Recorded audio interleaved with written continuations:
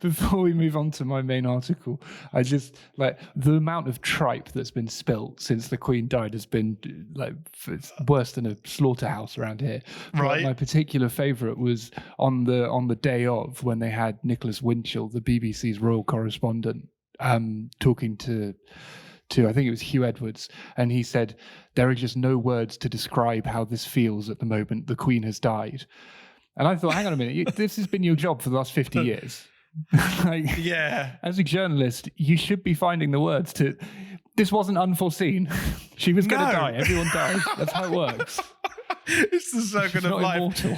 Yeah, you remember to bring your black suit to the to the office that day, just in case it happened. So yeah, you would have thought you could have prepared a little bit better than I can't possibly explain this. Well, I can, and I don't have that job. So unbelievable. That's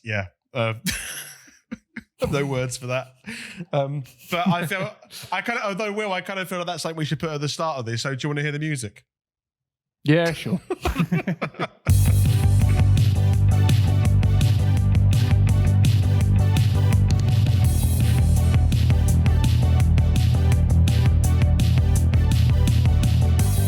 Welcome to the Gaps in Knowledge podcast. I'm Rhys, and I'm a geographer that knows nothing about history.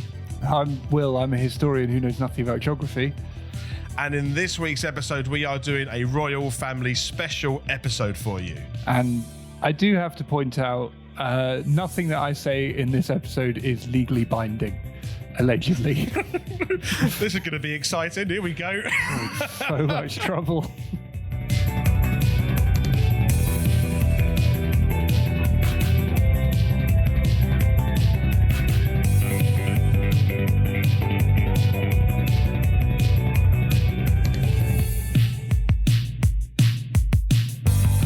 We can say hello to the ladies and gentlemen, can't we? At least. We can say hello to the ladies and gentlemen. Hello to the ladies and gentlemen. No, it's been a while since I feel like it's been a while since we've made a podcast like this, actually. Because you had your episode, I had my episode. We're back to normality. Well, kind of normality, I suppose. Kind of normality, yeah. And I feel like we got three things working against us. Number one, it's been a while. Number two, it's quite early on a Saturday morning, which is never the best time of the week for two teachers. And number three, we're so emotionally drained from the Queen dying that I'm barely keeping it together over here. Exactly. Yeah, it's hard work. It's been an emotional roller coaster, and I've been bunged up. You can probably tell from my nose that it's not a pleasurable experience. So if you hear any sniffles or anything like that, we'll try and edit them out. But if you do hear one, apologies in advance. Yeah, sorry about that. Nobody needs that. No, nobody needs that. Not right in their ear hole. Anyway, shall we jump into Misconception Corner? Let's do it, yeah. And we have got a theme this week. I think it's an appropriate theme as well, considering what's happened in the UK over the last week and a half. So my question to you is, Will, and I'm worried about this question because I think you know the answer to this instantly. But how many GCSEs does the Queen have? Oh dear. Guess what my number time's about? That was going to happen at some point, wasn't it? It was going to happen at some point. All right, well, let's merge the two. Let's merge the two. Let's do it. Let's have a chat Funnily about enough, so my theme this week is all getting to know the new king. So I looked at how many GCSEs the king has. But in my research, I don't think I actually came across how many the Queen has. So I'm not sure. Oh, really? So it does work then? Because Yeah, I've got Prince Charles statistics. I did it the other way around. Okay. Well, then it does work then. I won't talk about Prince Charles. I've got some stuff about Prince Charles, but I've got a little bit. So King Charles, surely. Yeah, King Charles. I'm still catching up. Will, I am still emotionally drained. I'm trying to get things in order, okay? You could get shot for that kind of thing these days. I know, I've got to be careful. Even here in Germany, possibly still getting shot. Exactly. Okay, would you like to hazard a guess then? Yeah, well, so I know that she was raised in quite a weird way. She had a governess or a governor, and I also happen to know it wouldn't have been GCSEs, it would have been O-levels. But I don't know. I mean, like on average, as I'll tell you in a bit, they're not the most educationally accomplished family. So I would say like 3 or 4. Okay, 3 or 4. Well, her Queen Majesty, or back then Princess Elizabeth, has never actually sat an academic exam in her life. Right. So the answer to that question is 0. 0 GCSEs or O levels. Wow. No, not a sausage. Not a sausage to show for it. So just to sort of clear this up, the Queen was homeschooled by a governess, which I think you just mentioned. I mean, to be fair, thinking about schooling and timings and how stressed we can get at school, her school days only lasted from 9:30 a.m. to 11 a.m. What? Okay. Yeah, right. And as a child, but following the sudden abdication of her uncle King Edward, Roman numerals VIII. This is right. I'm really bad at this. 8. I was going to say 8. Why did I go with it? I was going to say 8. Damn it. Oh, crap. Following the sudden abdication of her uncle, King Edward VIII in 938, the palace quickly made preparations for Elizabeth to receive lessons and constitutional history from the Vice Provost of Eton, Henry Martin, in preparation for her future role as a monarch. So scrap the GCSEs. Let's teach you about royal history and monarch history so you can be preparing to be eventually the Queen of England. Which I guess makes sense. Like, well, does it make sense? Depends on what your philosophy of education is. If your philosophy of education is just put people in school to get them a job because you're a filthy capitalist, then yeah, that makes sense. But it does also mean that she knows nothing about anything that isn't royal stuff. Yeah, well, it's interesting you say, because I got someone called Professor Kate Williams, which is an author of Young Elizabeth, said in an interview that the Queen's father had disliked school and her mother thought it was more important to have fun. So, well, that would be nice, right? Yeah. I'm sure. What a lovely make-believe world they live in. But for the rest of us, yeah, right. But apparently he also said, but unlike her father, the Queen was very bright and had an appetite for learning as well as a razor-sharp memory. So maybe it was wasted. maybe it was shit art. Like, yeah, maybe she could have been doing something far more valuable than being the Queen. Who knows? Possibly. Who knows? But yeah, that was my short misconception corner, which kind of came to a car crash, but then we recovered very quickly. No, we did. Well, let's keep this car crash going then, because I'm going to go straight to number time instead. Oh God. Because it's thematically related, which I think you're going to get in about 2 seconds. But my numbers are 50, 2A, and 22. Okay. So the I've done that. Yeah, I see what you've done. And as you've read that, I've literally read that off of my notes as I've gone through that. So I'm assuming that these are King Charles's O-level grades and his degree, which is a 2-2. Exactly right. Yes. Yeah. So he went to a school called Gordonston in the north of Scotland, to the east of Inverness, which he called Colditz in kilts. He hated it there. But he came out all right and ended with 5 O-levels. I couldn't figure out what the O-levels were in. I don't think anybody's recorded that anywhere. But the A-levels, he got a B in history and a C in French, and then he got a 2-2 in history from Cambridge. Now, I didn't know that Cambridge let people in with 1 B and 1 C. Well, you'd think that they'd have a bit more of a stringent academic process to sort of like cream the top of the top, but maybe if you have connections. Well, exactly, yeah. And did you see about the rest of the royal family, how they did academically? No, so I only got Prince Charles and I only got King Charles. Sorry, I need to get used to that. And obviously Her Majesty the Queen. They were the only 2. So, but I think I read an article briefly about some of them, but it was I cannot remember any of it. Unlike the Queen, who would remember all of it apparently. Would have remembered all of it. Yeah. So Harry and William both did fine. They both got a couple of A-levels. But Princess Diana, guess how many O-levels Princess Diana left school with? Oh my God, I imagine she was frightfully intelligent. She's the kind of one that I have like 7 maybe. Or have I got it the wrong way around? Absolutely the wrong way around. She failed all of her O-levels twice. Oh, really? What? Yes. I can't imagine that. Why can't I imagine that? Yes. That's because you don't have the impression of her as being particularly unintelligent. But then, how much intelligence does a job like that actually require? Oh, that's a fair Not a point. huge amount. Queen Camilla, however, she did one better than Diana. She got one GCSE or O level, as it was at the time. But funnily enough, both of them left school at 16, Camilla and Diana, and went to Swiss finishing schools, Aha. which sound terrifying. But the idea is turning them into proper aristocratic ladies for a couple of years, because that's the job that they're going to have. I see. So that's a more useful way of...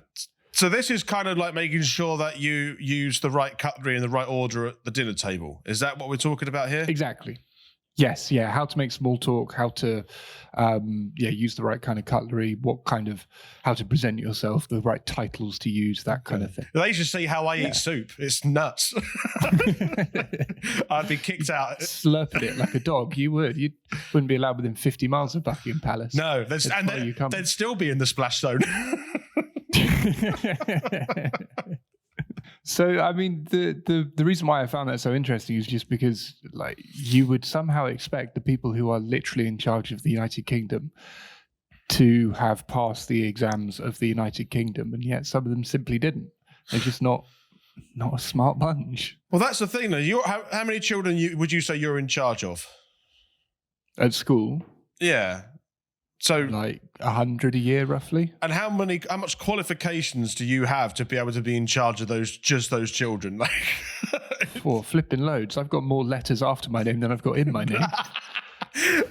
So, but then the royals, it's the other way around, right? They were in charge of a whole nation commonwealth, and okay, that seems rather imbalanced. Yeah, very much so. I mean, the only way to get that job is to come screaming out of the right set of genitals, pretty much. Yeah. Or kill someone. Or that's also true. Yeah.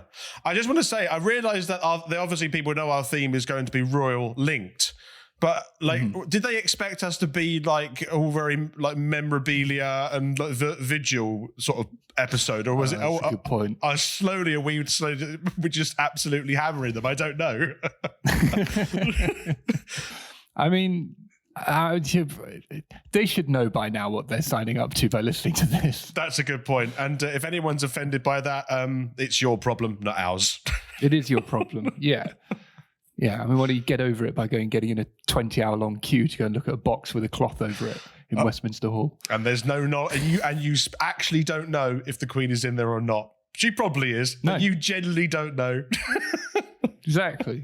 Schrodinger's Queen in the box and not in the box at the same time. Oh, Schrodinger's Queen. It's funny you say We're that. We're never going to be allowed back in the UK. No, never. That's it. We're barred.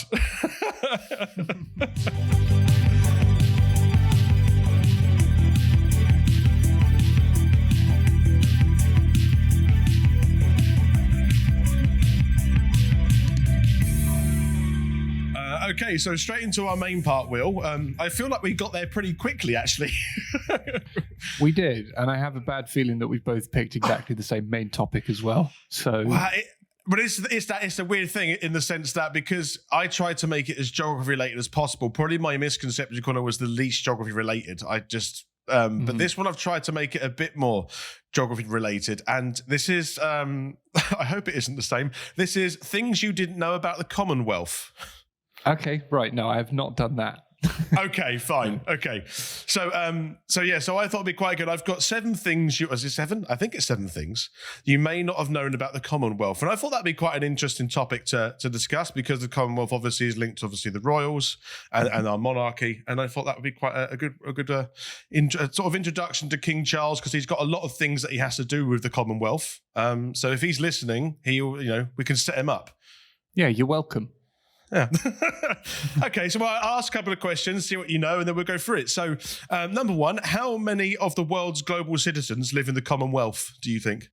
I saw a couple of figures in the newspaper over the last week. It's more than you'd think. We're talking billions, I think. It was something like 2 billion or so. Is that right? You're not far off. It's 2.5 billion people are living in Commonwealth countries. Do you know how many countries there are offhand? That would be impressive if you do that as well. In the Commonwealth? Yeah. No, I don't. It's about 30 or so, isn't it? 56 countries are part of the Commonwealth. Right. Right. Which is quite, it's quite a lot of countries. More than 60% of the Commonwealth's population is aged 29 and under, bizarrely. And globally, a third of all young people between age 15 to 29 live in Commonwealth countries. So I think what they're trying to get at here is a lot of the countries around the world who are in the Commonwealth are less developed because they have a larger youthful population. I think that's kind of what that statistic is trying to highlight. And the biggest population in the Commonwealth, I don't know, should I put that as a question to you? You might better work it out, really. I feel like it has to be India, doesn't it? Correct. Yeah, it is India, which accounts for half of the total of all population in the Commonwealth. Of course. Of course. Yeah. And the other countries which make up the biggest populations are Pakistan, Nigeria, Bangladesh, and the UK, which sits at the 5th, apparently. So, yeah. And those of you playing Gaps in Knowledge Bingo can cross Bangladesh off your card. Yes. Oh, yeah, of course. That is every single episode so far. Yeah, Bangladesh does appear. But not for long, though. It's only a metre above sea level. So, sorry, Bangladesh. Oh, dear. Okay, number 2, as in 2 things you didn't know about the Commonwealth. That's a really ill-tasted joke, isn't it? That's awful. Oh, dear. I apologise to the We're people going to be of banned Dakar. from Bangladesh as well now. There's so many countries we can never go to. Saudi Arabia, Bangladesh, the UK. Who are we insulting next? I don't know. I want to say one thing. We're still probably opened with arms in Tuvalu, though. I'm sure they'll like us Tuvalu, there. we're fine. Oh, I said Australia doesn't have any culture, so we're not going to Oz anytime Oh, no, soon. Australia. Oh, Okay, yeah. we've still got a number of countries to insult. Soon we'll just be strapped to Germany. We've got to be careful there. We do have to be careful there. No, nothing funny about German history. No, nothing. Not No a single jokes from thing. me. Nope. Okay, number 2. What is the main criteria for joining the Commonwealth, would you say? Right. This annoys me, this one, because it used to be you had to be conquered by the British pretty much and have the Queen as your head of state. But then some random country started joining the Commonwealth. Like I think Mozambique is that right? Yeah, What is the criteria? There is no criteria. The reason I say the criteria, the bit that you brought up is what I wanted to talk about, because people think that you had to have been colonized by the British to be part of the Commonwealth, but that's not necessarily the case. So as you say, Rwanda and Mozambique became members in 2009 and 95 respectively, and neither of them were colonized by the British. And the question must be, what the hell are they doing? Exactly. What games do you get? You get to go in the Commonwealth Games, and that's it. Yeah, pretty much it. Well, to add to your frustration even further, Gabon and Togo are the most recent joiners in 2022, and they're former French colonies. They're still joining. What? Maybe they get more access to pork markets. Pork markets. Yeah, well, that's it. Yeah, maybe Liz trusts new pork market. Pork markets. That's what it is. Oh, blow, that's quite a specific joke. You have no idea what we're talking about.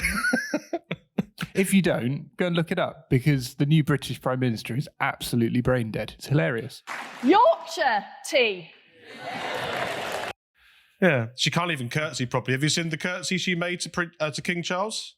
I haven't. No, how did she? No, it's like it's like she's heading the football back to a goalkeeper. That is a disgrace. That's why you need to go to a Swiss finishing school. But I've got loads of facts here about countries that left and rejoin the Commonwealth. Some are part of the British colony, some were not. And, South Africa didn't join again. So did the Maldives. They left in 2016, came back in 2020. Why can't the European Union be like that? Why can't everyone in the UK go, oh shit, we made a mistake. Can we just come back, please? Since the Commonwealth is just, the door's open for the Commonwealth, it seems, for any fucking country. Yeah, it's like the hokey cokey. One leg in, one leg out. Exactly. Shake your pork all about. Oh, what? Anyway, on to the next one. I'm not gonna explain that. You can deal with that in your own way. Fair enough. But I just wanted to bring up the point that of the British not being part of the British colonies are still being involved with the Commonwealth. Insane. So, yeah, it is insane. Because what the Commonwealth seems like is kind of one of those prison rehabilitation schemes where they get the prisoner and his victims to all like go out for dinner and chat and have a nice time. And so Britain can kind of see that Kenya's a real person and get to talk to the Kenyans. So why would you want to join this group of bullied people? Like, it doesn't make any sense to me. It doesn't make any sense to me either. Like, it's really bizarre. Shall I go on to the third one? Let's see what the third one is. Yeah. So I haven't actually got a question for this. I gave up just asking questions. That's the spirit. So the third one is the Queen is head of state in only 15 of the countries, or now is the King is only head of state of only 15 of all the countries in the Commonwealth, which I think is a bit, if you join the Commonwealth, surely that's what the head of the monarchy will want to be. Well, I want to be the head of state of your country. That's how I imagined it, but no, apparently not. So what are they doing? I have no idea. Why would you? What? This makes no sense to me at all. It makes no sense. No, so most of the Commonwealth states are republics, with Barbados becoming the latest, having removed the Queen as head of state in 2021. This is the other thing as well. 5 countries, Lesotho, Eswatini, which was Swaziland, Brunei, Malaysia and Tonga have their own monarchs, so that the Queen isn't head of state of those ones either, which leaves just the ones that are not republics and do not have their own monarchs, who she's then head of state of, which is 15 countries. Very, very strange. I don't know why you want to have anything to do with this if you'd had suffered from multiple famines thanks to British mismanagement. Yeah, very strange. But all it is just they turn up once every couple of years to do a sports day, and then, which is even stranger, right? Let's see which of these countries we bullied into almost non-existence is the best at pole vaulting. Yeah, exactly. Sure. What a strange world we live in. It is bizarre, isn't it? Anyway, on to the next one. I've just written number 4. It's big. That's what I've written. Really penetrating analysis we're going for here. I know, right? I've really been thinking deeply about this. But the Commonwealth makes up a quarter of the world's landmass, which actually is quite a lot, to be fair. That is quite big. But that's pretty much down to Canada, I think. Right.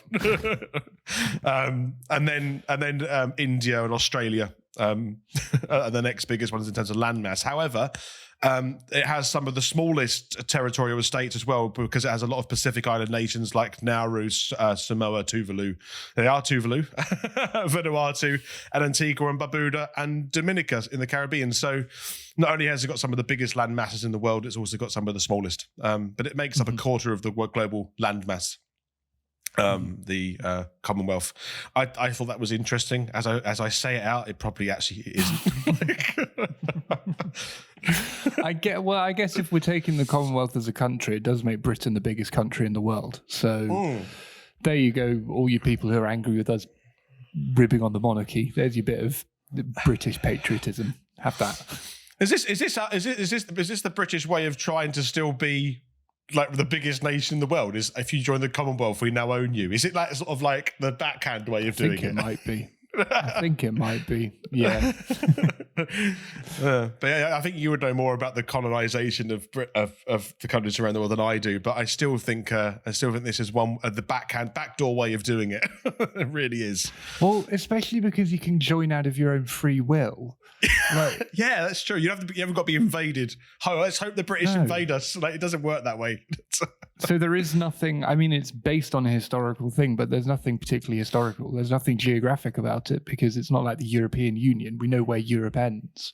Well, actually, having watched Eurovision this year, apparently Australia's in Europe. And so is Israel. So maybe we don't know where Europe ends. I've seen a map of Europe when Eurovision happens, and Australia is west of France, and then it moves back, I think, after it finishes. Oh, okay, I see. Sail's over. Yeah.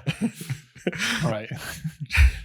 I could ask a question here actually for number 5. Out of all the countries in the Commonwealth, which of them have the biggest economy? So we're looking at GDP.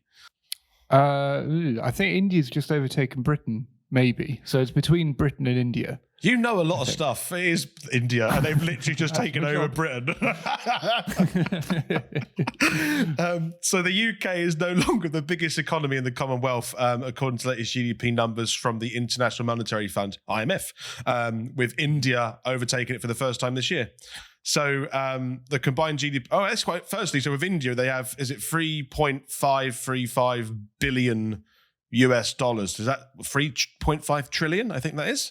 3.5 trillion. Yeah. Yeah, and the UK is 3.3 trillion. So they've overtaken us this year. And yeah, good on them. Fair enough. But yeah, so they have a bigger economy than the UK. But the combined GDP of the 56 members of the Commonwealth is $13 trillion. So that's 10.8 trillion pounds, which is twice the size of Japan's economy, but it's still some way behind the US GDP, which is $23 trillion. Oh, wow. That's quite a long way behind, yeah. Yeah, so I think actually out of all statistics from this one, I think that's the most startling one, is that even with all of the economies of the 56 countries of the Commonwealth, it is still behind the United States of America. So well done, USA. Well done, you. Congratulations to them. So economically and demographically, India is far, far more dominant than the United Kingdom globally. It's just politically, the UK has the prestige of its history, I guess. It is, but I would argue, even though the GDP of India is a little bit higher than the UK, its GDP per capita will be significantly smaller as well, because they have such a huge population. Yeah. I think, though, it should be like as soon as economically you overtake the UK, then that means you get to have the royal family. And so we don't have Prince Charles. We've got the Indian royal family based in Delhi. Yeah. I think it'd be more interesting. I think that would be more interesting. You're right, actually. We've got 2 more facts left to go, Will. And my first one, number 6, do you know the original name of the Commonwealth? The original name of the Commonwealth? That sounds... What, to have like a secret mystical name that if you say it, then the whole thing crumbles? What do you mean, the original name? So it was the modern name is called the Commonwealth or Commonwealth, but it had a slight variation in its birth and its beginning, and it's quite simple actually, and it's not that interesting. It was called the British Commonwealth. They dropped and they dropped the British bit, and they dropped it, I think, in the 60s at some point. But they dropped the British bit of the British Commonwealth to hide the fact that it was the British Empire reborn. Yeah, pretty much. So they just got rid of it. Yeah. Well, maybe the EU should do that, and then Britain would be happy to rejoin instead of being the European Union. Just call it the Union. Oh yeah, the Union. Exciting. Yeah, that would work. Sounds like something out of Star Wars. Yeah, and I'd be really interested in joining that. I'm also still interested in joining the EU, to be fair, the European Union. Yeah. That's still I'm happy with. But yeah, that was it's only a short. So it used to be called the British Commonwealth, and then they adopted just the Commonwealth. The Commonwealth. Yeah. Or the Commonwealth Charter, I think, was one name in 2012. Was a further development of the official Commonwealth name.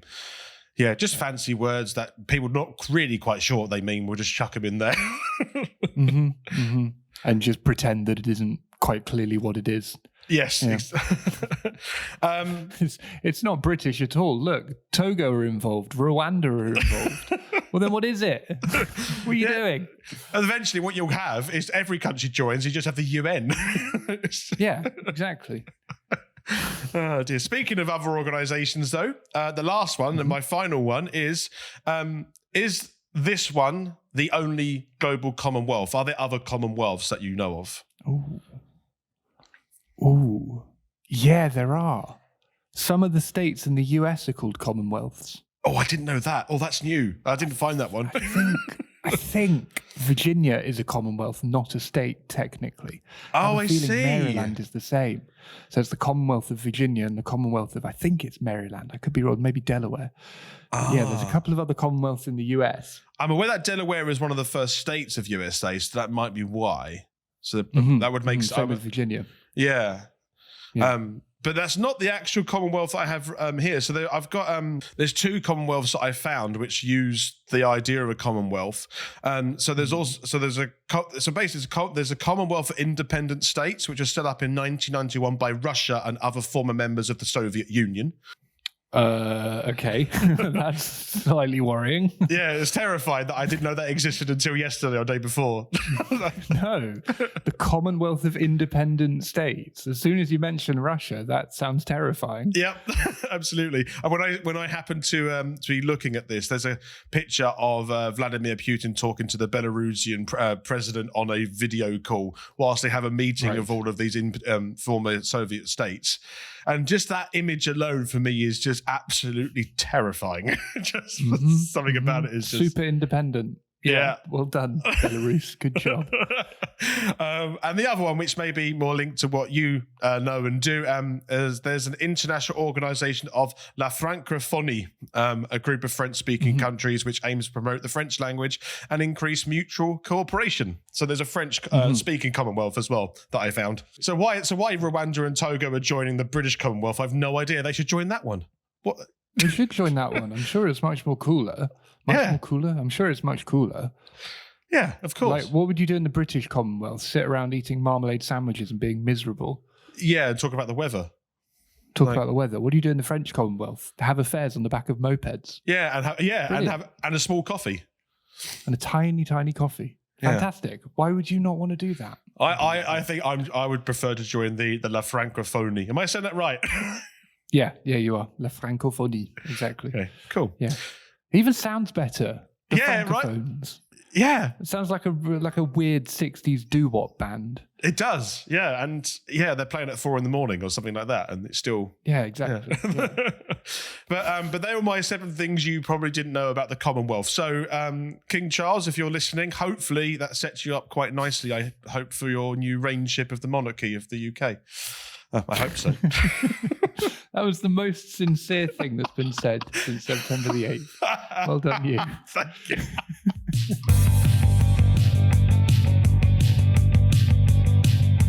So I've called my article Getting to Know You, because how much do we know about King Charles? Well, quite a lot. Well, I'd like to know more. I know a lot about his fingers. Which you could fry up and serve in a bun with some mustard and sauerkraut in this part of the world. Yeah, right. Crunchy. So he has obviously been heir to the throne for 69 years, which is nice. And he's the first king or queen to ascend to the throne so late in life. In fact, I looked it up. From the first king of England, who was Alfred the Great, until George II.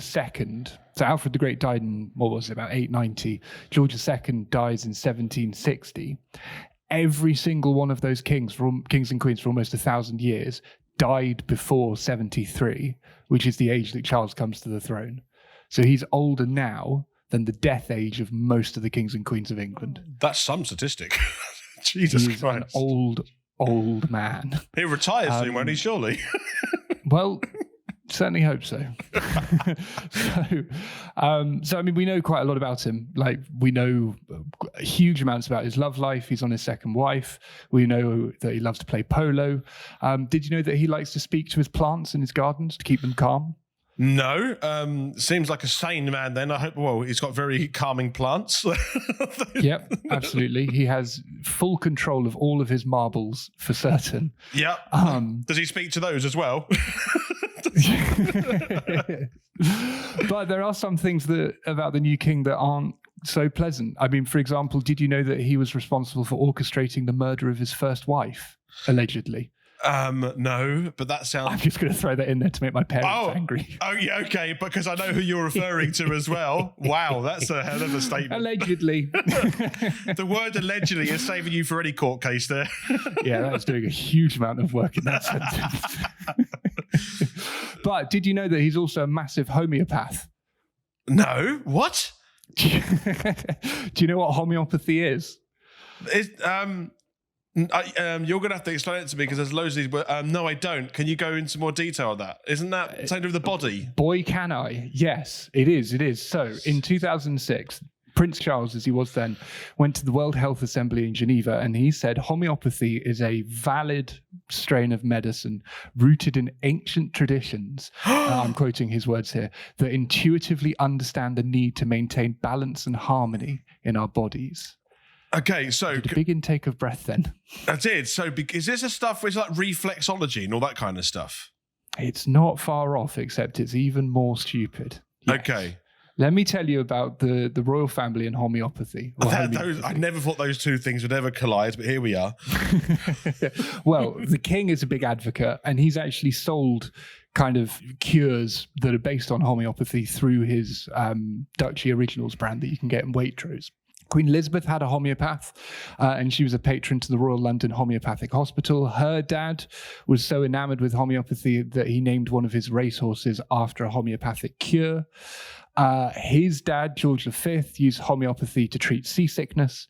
And you can go all the way back 200 years. The British royal family have been massive supporters of homeopathy. The trouble is, homeopathy is pure pseudoscience. Okay. Or, as I would put it, complete and utter bollocks.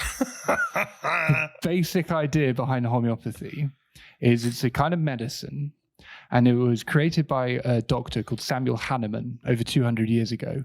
And he came up with this theory that if a plant or a substance causes a symptom to appear in someone, then it can cure that same symptom in someone who's sick.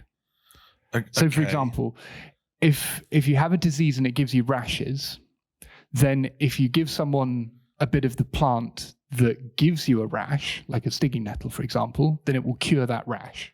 That's the idea. That's okay. So that's literally really basic. So I can see the parallel with like a vaccine in that. Like, I can see why that thought process might exist.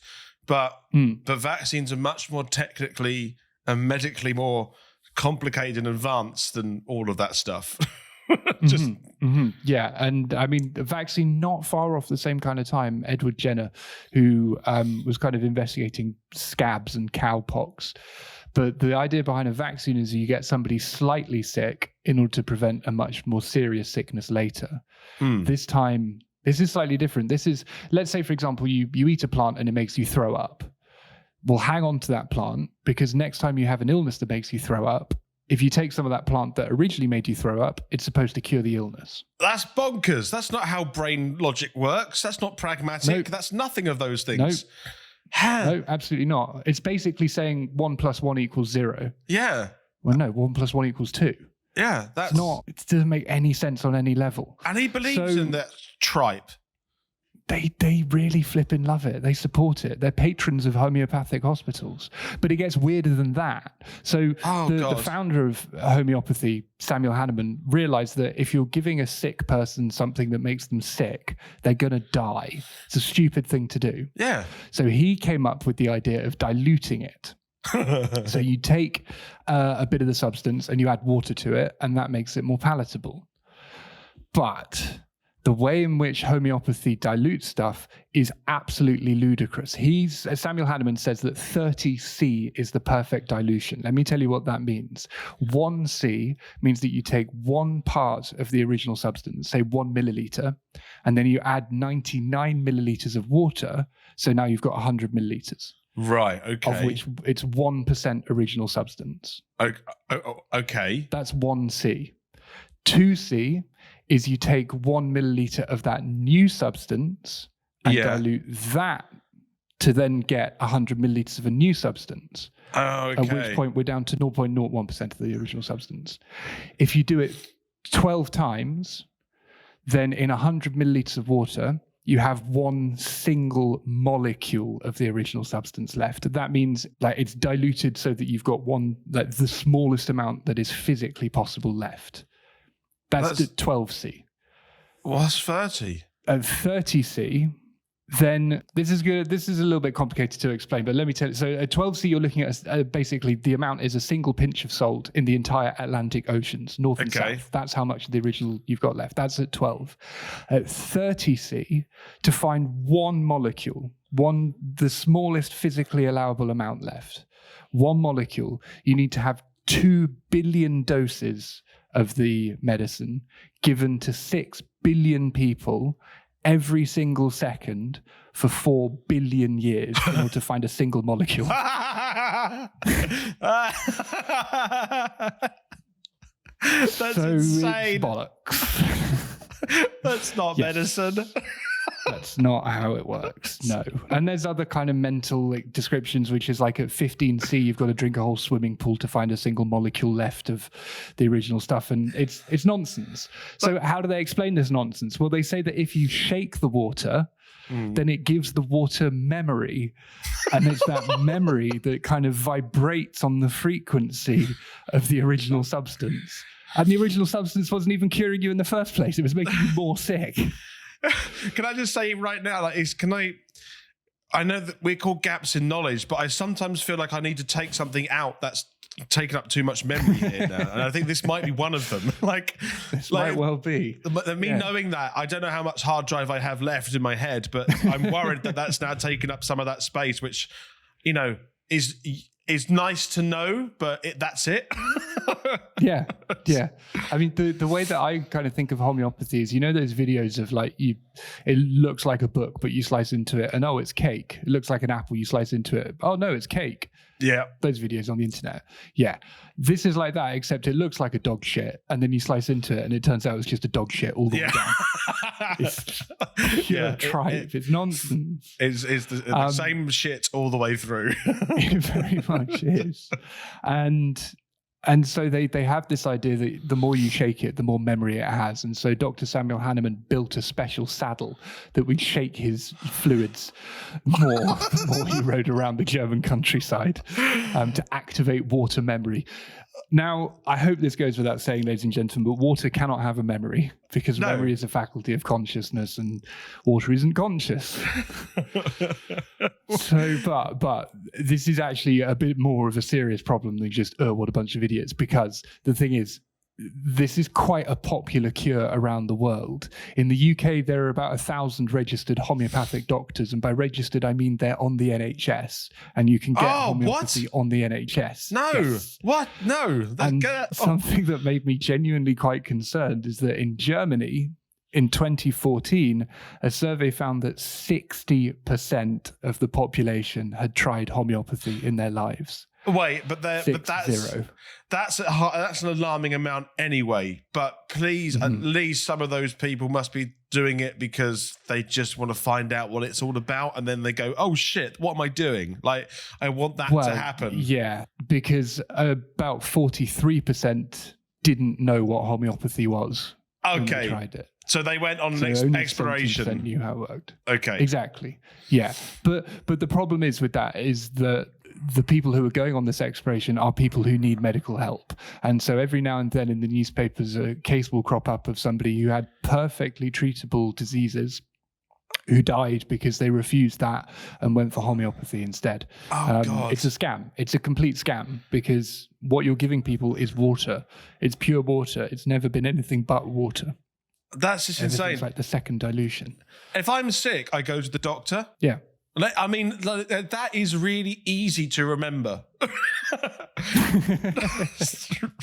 That's not. I had gout recently. I went to the doctor, and then get a bottle of water and shake it for its memory. Yeah, because if someone says that to me, I say, what sort of institution have you been escaping from to tell me that information? Go back to your mental home. Like that. If someone says that to me, that is not. That's like a quest in a video game. That's it. That's all that is. And it's so easy to disprove as well, because if you think about it, if water had a memory, then water purification plants wouldn't work because all waters pass through human beings at some point. So if as soon as you shake a bottle of Evian, it starts telling you about that time it was pissed out into a gutter, it's quite clear none of it works. Jesus Christ. And yet, the Queen was a patron of hospitals. The King is patron of homeopathic hospitals. And he has sold it. So, to be fair, he didn't sell specifically homeopathic cures, but he did sell homeopathic adjacent cures.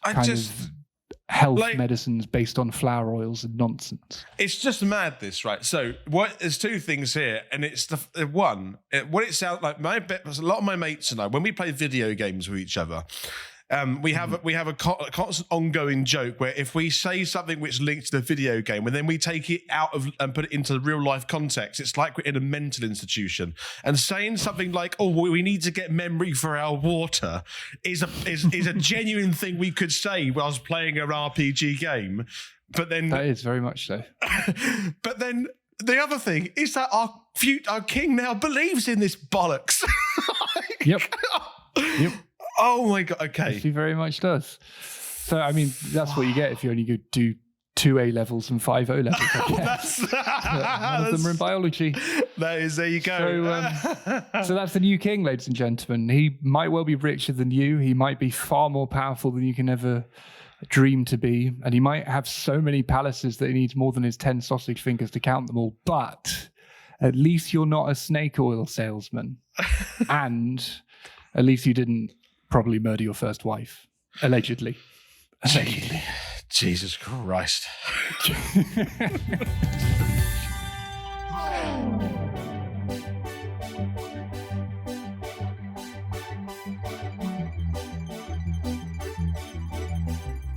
Okay, so we're going to go into number time, but it's the weird bit where I say number time, but you will do your misconception corner because our facts collided. It only took 11 episodes. But our facts did collide. Yeah. Okay, so my number time this week is, unsurprisingly, the royal family. And 71.5 million. 71.5 million. Okay. That's not far off the population of the UK. That's somewhere around that amount. So I'm going to say, But then I suddenly thought of coins, but no, there's far more coins than that in the UK. I have no idea. Can I get a clue? I've got an extra clue, and it might sort of like narrow it down a little bit. The clue is income. Income. Okay. Right. Is that how much income that comes from, say, the Crown Estates? Oh, it's an interesting idea. So it's not exactly right, but I think for what you said there were putting some strands there which are true. But essentially, directly from the brand, which is the royal family, including tourism, that's how much money it makes a year, 71.5 million pounds. Right. Yeah. So so this is what we're talking about here, is how much tourism money does the royal family bring into the UK, essentially. Mm-hmm. Now the number 71.5 million is, I say it's direct, so it literally is through the actual royal family brand, like tickets for gates or the like at Windsor Castle and all that, and Frogmore House and so on. There's indirect, which I will go on to in a little bit, but just to put some figures out there. So the royal family earns hundreds of millions for Britain's economy each year, with Windsor Castle and Frogmore House recording roughly 426,000 paying visitors between April 21 and March 22, so pretty much a full year. And adult ticket costs, by the way, to go into these places, £26.50 from Sunday to Friday. Good God, it's a lot of money, actually. It's a lot of money. But other royal tourist destinations such as Buckingham Palace, the Royal Mews, Clarence House, the Palace of Holyrood House, and the Queen's Gallery also generate significant revenue. But as well as generating income for ticket sales, because that's why I said it's like direct. This is what the slight difference is, a direct and indirect. So instead of generating income for ticket sales, the various landmarks also sell souvenirs, trinket hampers, and publishing, as well as a Christmas hamper. All this kind of like royal junk. I think I will use that word. But all of that added together is roughly about £71.5 million in all. However, the reason I say that's direct is one of the things, obviously, if people coming to visit London and to see royal stuff, they then have to spend their money for restaurants, spend their money for hotels and travel and so on. So actually, it's estimated that it contributes about £2.5 billion to the British economy in the same time frame of a year. Okay. And the UK's taxpayer, to keep the royal family afloat, I use the word afloat, is £500 million a year. So that's, in terms of a tourist economy, people could sometimes argue that, it's quite good for tourism and it does bring in, overall gross $2.2 billion pounds a year. But that's, I'm just literally going down the tertiary industry here. Nothing else. So indirectly, I suppose if you take off the UK taxpayers' money, the British monarchy earn for the country £2 billion a year in tourism. Do you think that's a good justification for the monarchy? Absolutely not. I don't think it is, but it's a justification. It's a justification. Yeah. Yeah. No, you often hear that as kind of the argument, well, why do we have a monarchy? It's very outdated because it brings in a lot of money.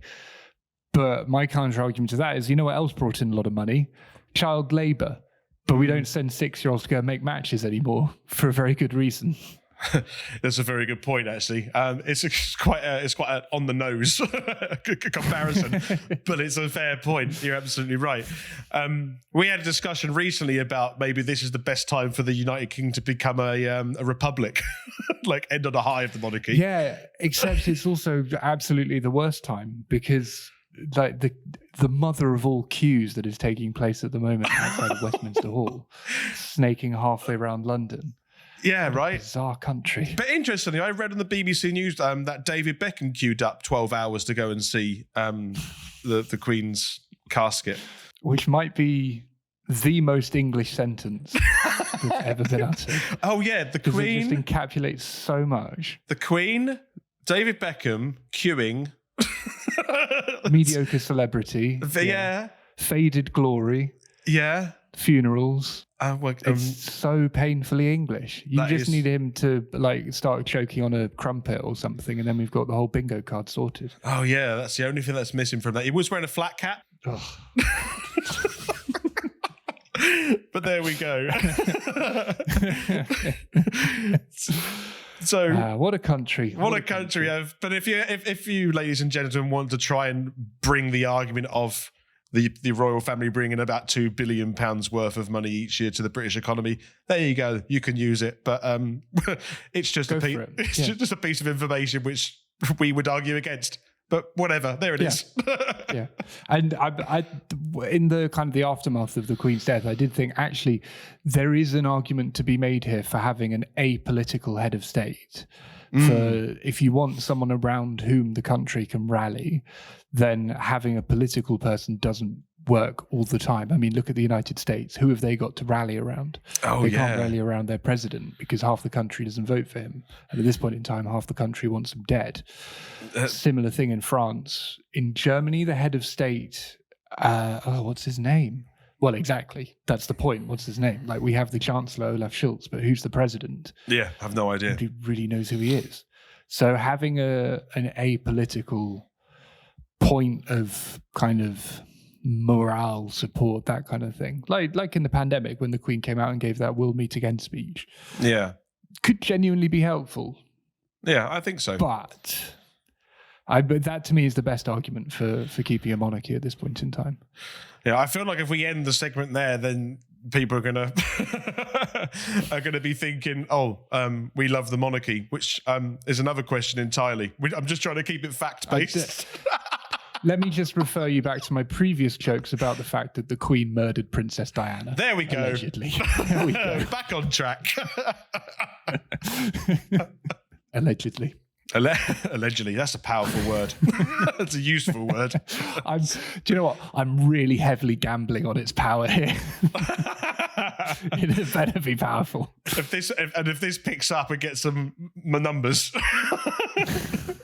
Doesn't matter. We live in a different country. Doesn't matter. If they can revoke our passports. Just get a German one, or you get a Slovakian one. You'll be fine. It doesn't matter. I'll be fine. Yeah.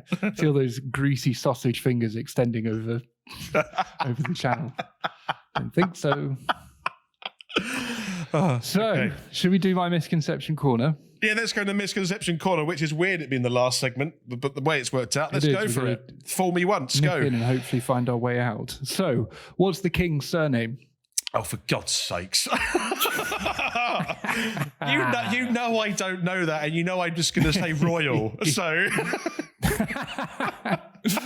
Charles Royal. which The other incorrect answer I would have accepted is the third. Oh, okay. Yeah, that's a good one. Mr. the Third. Oh, that doesn't roll off the tongue as well, that one. I generally have no idea. With the royals. It's pointlessly convoluted. They come from the House of Windsor, so Okay. that's their house name. So they're not but called their Windsor? surname isn't Windsor. Why? No. Why? Because it's stupid. That's literally the only answer here. Okay. Because it's stupid. Technically, anyone with a royal title loses their surname. That's also mental. Yeah, it is. He has no surname. The king has no surname. His name is Charles Philip Arthur George. Oh, That's it. like Like, I don't know, Madonna or Satan. He has no surname. and the first two things that came to your head. And so the same is true of Prince William, Prince Harry. They don't have surnames. Now, Oh, wow. you might be thinking, if you have as corrupted a memory as mine, or if you're as obsessed with Hello magazine as my mother is, hang on a minute. When Prince William and Prince Harry both served, they had the surname Windsor. Well, they take a surname when they need one for legal purposes. So in the army or in the navy or in the air force, then they are he would be William Windsor. Normally, the legal surname is Mountbatten Windsor. Windsor from the Queen, Mountbatten from Prince Philip. And so when they enter into lawsuits, which, for example, William sued a French magazine about 10 years ago because they published topless pictures of Kate Middleton, then he was suing them as William Mountbatten Windsor. Okay. Because you have to have a surname for legal purposes. So technically, they don't have one. But only when it suits them. Yeah, only when they need one. Yeah, so until September the 8th, Prince Harry's children were called, what are their names? Archie and Lilibet, I think. They were called Archie Mountbatten Windsor and Lilibet Mountbatten Windsor. But since September the 8th, they are Prince Archie and Princess Lilibet. I see. No surname. That's just pompous. Yep. Wow. Yep. What? So Bizarre family. it is such a weird family that we're so important that we don't have to have a surname. I mean, some of the most, like, there are other important people around the world, and they have to have their surname. Sometimes, like the most famous people, their surname is part of it. Michael Jackson, for example, that is actually quite a common name to have with many people. Yeah. But that is in its entirety, Jackson makes everyone knows who that is. But I just find this whole thing about surnames, and that's just mad that they said no. Prince. It is, and when you know someone just by their first name, it's normally because their surname's kind of irrelevant, like Madonna or Seal or Jesus. I kind of like the philosophical implication here, which is that he is the Charles, and every other Charles is named in reference to him.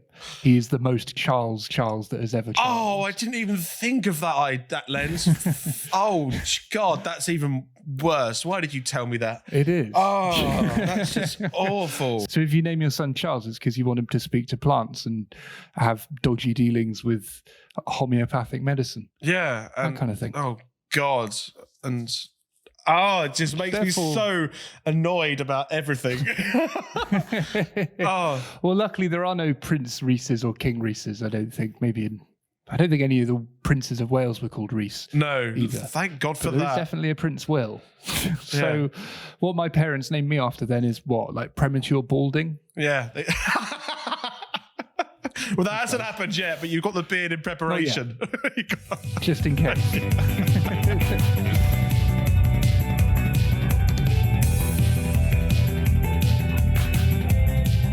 So that's the end of our Royal special episode, and I hope firstly, I hope that the sniffling didn't bother you too much throughout, and my croaky voice didn't bother anyone. I'm sure it did. He's just so emotionally cut up about the whole business. It is. I've had to have a little.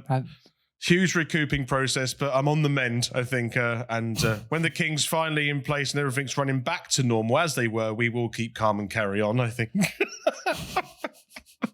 God.